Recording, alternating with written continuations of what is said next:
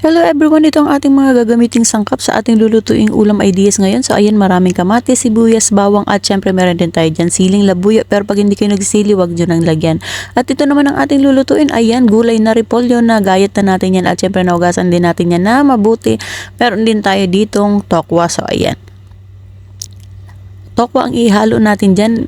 Hindi muna karne, so yan, mas maganda tokwa kasi mas healthy, so ayan. At syempre prito muna natin yung ating tokwa, so yan, iprito natin yan na hanggang sa maging golden brown siya. So ayan, mas maganda kapag ganito dahil hindi siya madudurog kapag hinalo natin. So yan.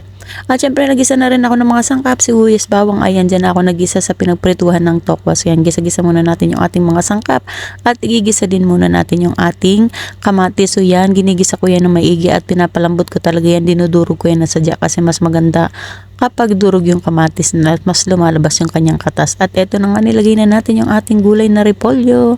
So yan. At syempre, lalagyan na rin natin yan ng paminta. So yan, nilagyan natin ng paminta at lalagyan din natin yan ng konting asin. So yan ang mga nilalagay kong pampalasa dyan.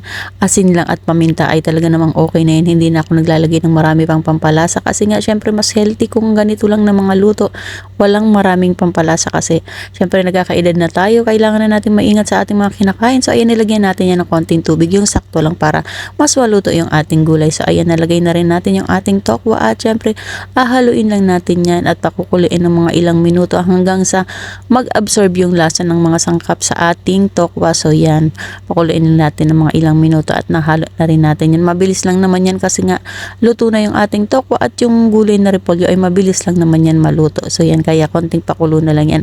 So eto na nga at luto na ang ating ulam ideas ngayon. Ayan ang napakasimpleng ulam, napakadaling lutuin at syempre affordable yan.